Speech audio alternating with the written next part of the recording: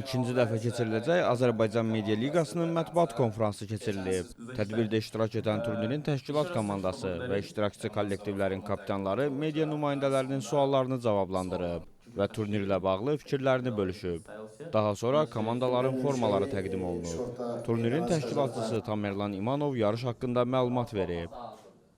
Son 3-5 ildə çox yeni bir nəfəsdir futbola, media futbol. Orada həm keçmiş futbolçular oynayır, həm blogerlər oynayır, həm məşhur müğənnilər, aktyorlar, yumoristlər və s. oynayırlar. Belə deyək, məşhurlar orada oynayır.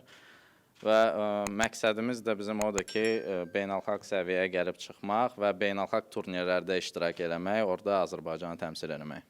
Həmçinin Dakansa və Undergame komandalarının kapitanları Nuqzar Kvirtiya və Elcan Rəsulov da fikirlərini media nümayəndələri ilə bölüşüb. Start. Это Азербайджанская медиалига, уже второй сезон.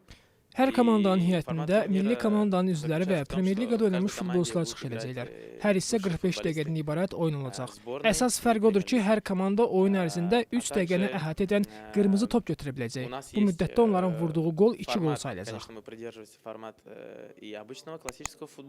Əsas məqsəd dostluqdur və qeyd etdiyim kimi futbola olan marağı daha da artırmaqdır. Bir halda ki, bu hamımızın içinin uşaqlıq arzusudur və geniş yayılmış bir oyun növüdür.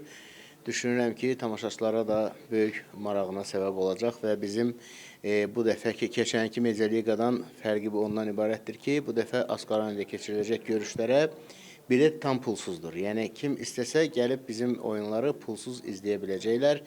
Qeyd edək ki, Azərbaycan Media Liqasına mayın 8-də start veriləcək. İlk azarkeşimiz var artıq. Düşünürəm ki, liqanın sonunda hamımız